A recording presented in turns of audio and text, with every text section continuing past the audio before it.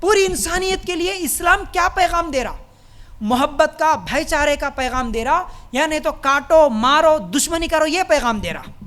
یہ چند آیتیں انشاءاللہ مختصر میں آپ لوگوں کے سامنے رکھ دوں گا۔ سب سے پہلے سورہ حجرات آیت نمبر 13، یا ایھا الناس انا خلقناکم من ذکر وانثی وجعلناکم شعوبا وقبائل لتعارفوا ان اکرمکم عند اللہ اتقاکم ان اللہ علیم خبیر۔ ترجمہ کیا ہے؟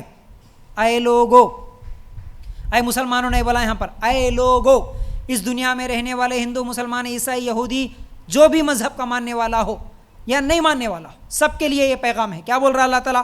اے لوگو، ہم نے تم سب کو ایک ہی مرد و عورت سے پیدا کیا، اور اس لیے کہ تم آپس میں ایک دوسرے کو پہچانو، کنبے قبیلے بنا دیے۔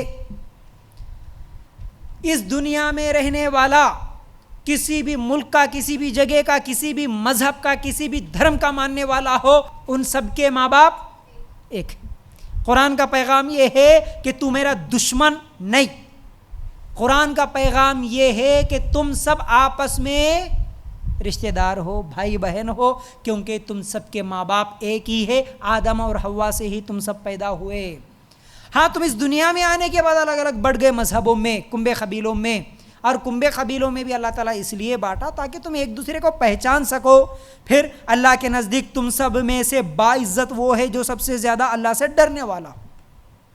صرف نام رکھ لینے سے عزت والا نہیں ہوتا، اللہ سے تم ڈر کے زندگی گزارو، وہ اللہ کے نزدیک عزت والا ہے۔ تو اسلام پوری مانوتا، پورے انسانیت کے لیے جو پیغام دیتا ہے وہ یہ ہے، تم سب دشمن نہیں ہوتے، تم سب ایک دوسرے کے دوست ہو، بلکہ دوست نہیں، بلکہ تمہارے اندر جو خون ہے وہ سب ایک ہی ماں باپ کا خون ہے، تم سب آپس میں ایک دوسرے کے ساتھ بھائی بہنوں کی طرح رہو، ایک ماں باپ کی اولاد ہو۔ یہ اسلام کا پیغام۔ دوسرا سورہ نساء آیت نمبر 36، اور اللہ تعالیٰ کی عبادت کرو اور اس کے ساتھ کسی کو شریک نہ کرو، اور ماں باپ کے ساتھ حسن سلوک کرو، احسان کرو، رشتہ داروں سے، یتیموں سے، اجنبی ہمسائے سے، اور پہلو کے ساتھی سے، اور راہ کے مسافر سے، اور جن کے مالک تمہارے ہاتھ میں ہے، یعنی غلام۔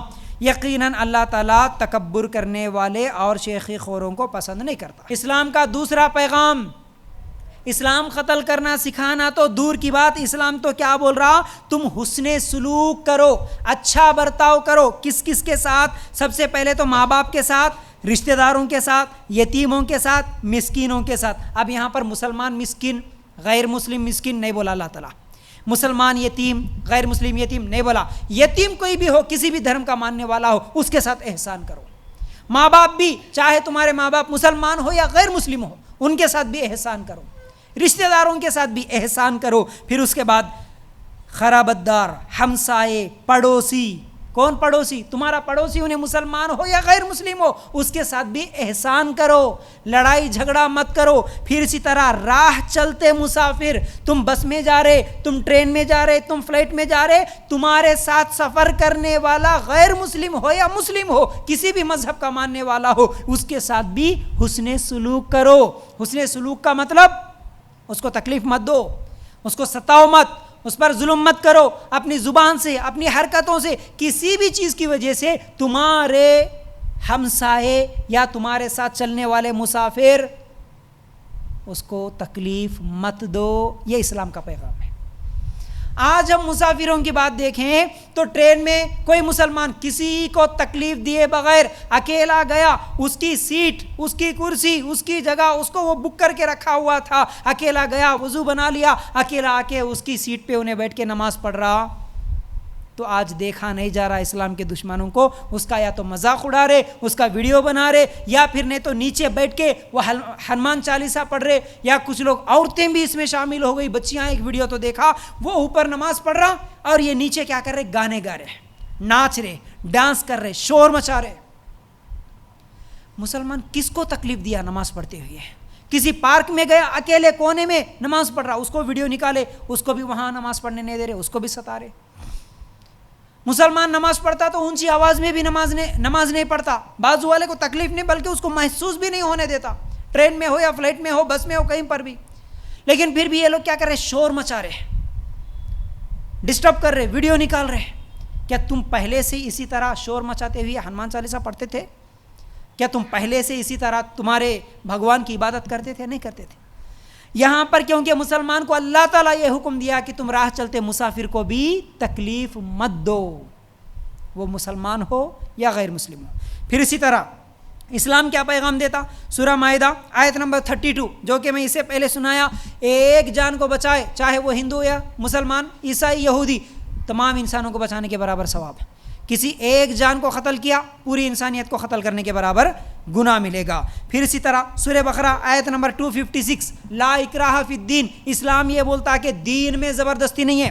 آج لوگ بول رہے لو جہاد لو جہاد لو جہاد، زبردستی کر رہے. نہیں، اسلام زبردستی کسی کی دھرم تبدیل کرنے کا حکم نہیں دیتا، کسی کو بھی زبردستی اسلام میں لانے کا حکم نہیں دیتا. اسلام لو جہاد کا کانسیپٹ دیتا ہی نہیں، وہ ہے ہی نہیں اسلام میں. یہ صرف اسلام کے دشمنوں کی دین ہے، اس طرح کے الفاظ نکالتے ہوئے اسلام کو بدنام کر رہے. واضح آیت ہے سورہ بقرہ آیت نمبر 256 لا اکراہ فی الدین، دین میں زبردستی نہیں ہے. لوگ یہ بول رہے کہ تلوار کے زور پہ اسلام پھیلا، نہیں، اسلام خود بول رہا کہ زبردستی اسلام کسی کا قبول نہیں کرانا. اچھا، اس کے بعد سورہ مائدہ آیت نمبر 8 اے ایمان والو تم اللہ کی خاطر حق پر قائم ہو جاؤ، راستی اور انصاف کے ساتھ گواہ دینے والے بن جاؤ، کسی قوم کی عداوت تمہیں خلاف عدل پر آمادہ نہ کر دے، عدل کیا کرو جو پرہیزگاری کے زیادہ قریب ہے. اللہ اکبر.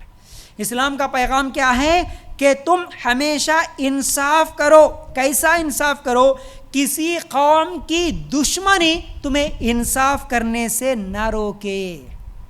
فلاں مذہب کا ہے، فلاں علاقے کا ہے، فلاں بھگوان کو ماننے والا ہے، اب اس لیے اس کے ساتھ انصاف نہیں کرنا، اس کے ساتھ ظلم کرنا، یہ نہیں سکھاتا. اللہ قرآن میں بول رہا کہ تم کسی علاقے کا یا پھر کسی قوم کا رہنے کی وجہ سے اس کی دشمنی، اس کے قوم کی دشمنی کی وجہ سے تم اس کے ساتھ ناانصافی نہیں کر سکتے.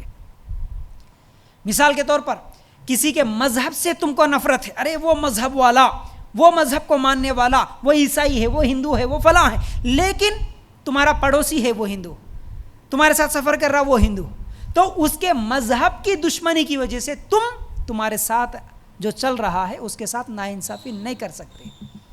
یہ اسلام کا پیغام ہے. پھر اس کے بعد اسلام کیا کہتا ہے سورہ حجرات آیت نمبر 9 میں، اور اگر مسلمانوں کی دو جماعتیں آپس میں لڑ پڑیں تو ان میں میل ملاپ کرا دیا کرو، پھر اگر ان دونوں میں سے ایک جماعت دوسری جماعت پر زیادتی کرے تو تم سب اس گروہ سے جو زیادتی کرتا ہے لڑو.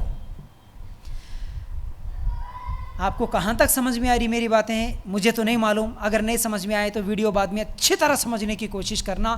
اتنی بہترین بات، اتنی بہترین میسج قرآن میں اللہ تعالیٰ دیا. یہاں پر کیا بولا؟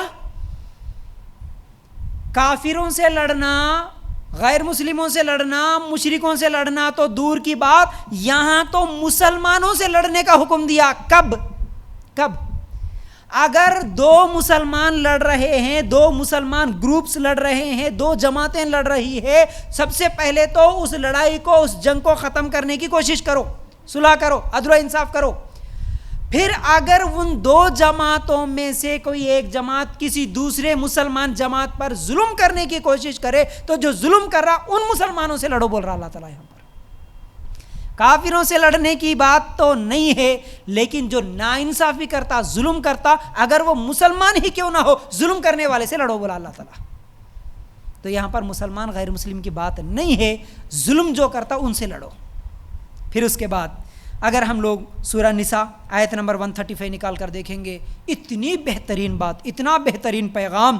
اے ایمان والو، عدل و انصاف پر مضبوطی سے جم جانے والے اور خوشنودی مولا کے لیے سچی گواہی دینے والے بن جاؤ، گو وہ خود تمہارے اپنے خلاف ہو یا اپنے ماں باپ کے یا رشتہ داروں عزیزوں کے. وہ شخص اگر امیر ہو تو اور فقیر ہو تو دونوں کے ساتھ اللہ کو زیادہ تعلق ہے، اس لیے تم خواہش نفس کے پیچھے پڑ کر انصاف نہ چھوڑ دینا.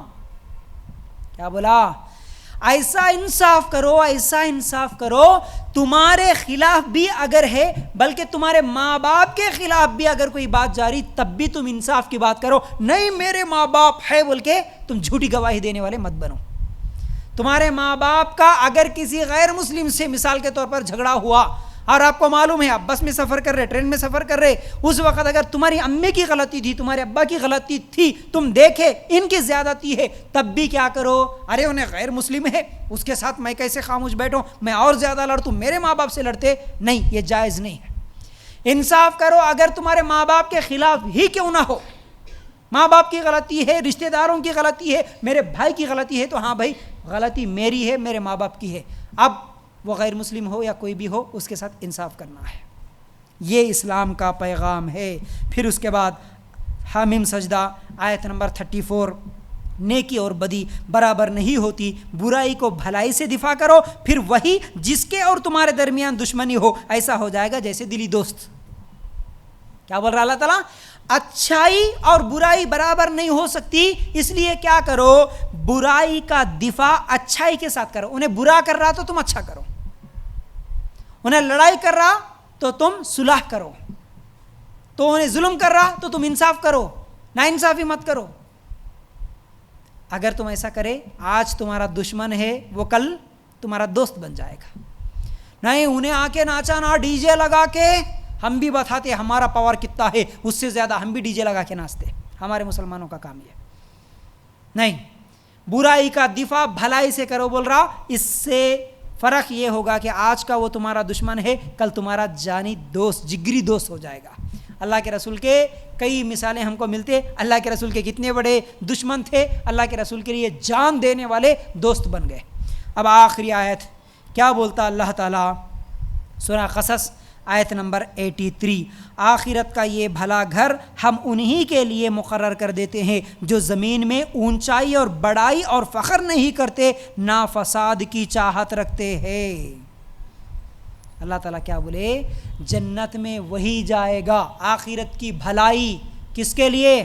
صرف کلمہ پڑھ لے کے جنت میں جاتے؟ نہیں نہیں نہیں، جو زمین میں فساد نہیں مچاتا، مطلب آتنکواد، دہشت گردی نہیں کرتا زمین میں، اس کے لیے جنت ہے۔ قرآن کی یہ آیت تو اتنی واضح ہے، دہشت گرد جنت میں نہیں جاتا، ٹیررسٹ جنت میں نہیں جاتا، کافروں کو قتل کرنے والا، بلکہ کسی بھی انسان کو قتل کرنے والا، فساد مچانے والا جنت میں نہیں جاتا۔ یہ اسلام کا پیغام ہے۔